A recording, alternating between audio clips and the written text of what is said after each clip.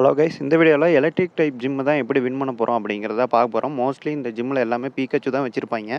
எப்படி நம்ம வந்து பீக்கச்சுவை டேக் டவுன் பண்ணி வின் பண்ண போகிறோம் அப்படிங்கிறது தான் பார்க்க போகிறோம். எலக்ட்ரிக் டைப்புன்னு சொல்லும்போது அதுக்கு அட்வான்டேஜ் இருக்கிற மாதிரி ராக் டைப்போ கிரவுண்ட் டைப்போ என்கிட்ட இல்லை. இருந்தாலும் பரவாயில்ல, சார்மலனை வச்சே பேட்டில் பண்ணுவோம் அப்படின்னு சார்மலனை வச்சே பேட்டில் பண்ணேன். ஓரளவுக்கு இதுவே பாசிட்டிவான ரிசல்ட்டு கொடுத்தது. சார்மலனை வச்சு ஆல்மோஸ்ட் எல்லா போக்கேமான்ஸையுமே டிஃபீட் பண்ணிட்டேன்.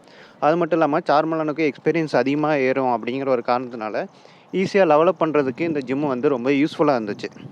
சார்மலனாக இருக்கும்போதே இவ்வளோ பவராக இருக்குது. சார்ஜார்டாக மாறிச்சுன்னா இன்னுமே ரொம்ப பவர்ஃபுல்லாகிடும். அந்த 6 போக்கேமான்ஸில் அப்புறம் சார்ஜர் வந்து ரொம்ப இம்பார்ட்டண்டான போக்கேமானாக மாற்றிக்கலாம் அப்படின்ட்டு நான் சார்மலனை வச்சு மட்டுமே பேட்டில் பண்ணிக்கிட்டு இருந்தேன். இது மூலிமா சார்மலனுக்கு எக்ஸ்பீரியன்ஸ் சேர்த்து ஒரு நல்ல போக்கேமானாக ட்ரெயின் பண்ணலாம் அப்படின்னு பிளான் பண்ணேன்.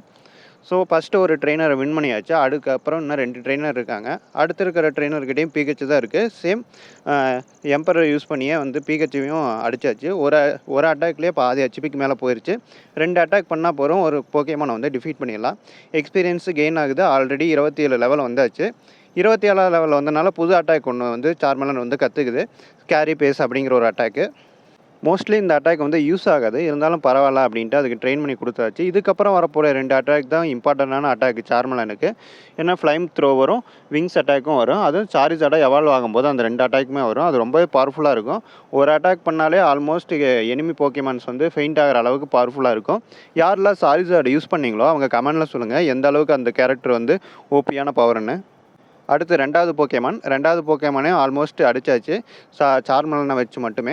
இதுக்கப்புறம் பார்த்தீங்கன்னா நம்மக்கிட்ட எலக்ட்ரிக் டைப்புக்கு அட்வான்டேஜ் இருக்கிற மாதிரி எந்த ஒரு போக்கேமானுமே இல்லை. அதுக்கப்புறம் பார்த்தீங்கன்னா ஸ்குவாட்டில் தான் இருக்குது. அது ஒரே அடியில் செத்துரும் பீக்கச்சுக்கிட்ட. ஸோ அதனால் அது பேட்டிலுக்கு நான் எடுக்கல. இப்போதைக்கு சார்மலனை வச்சு மட்டுமே பேட்டில் பண்ணிகிட்டு இருக்கேன்.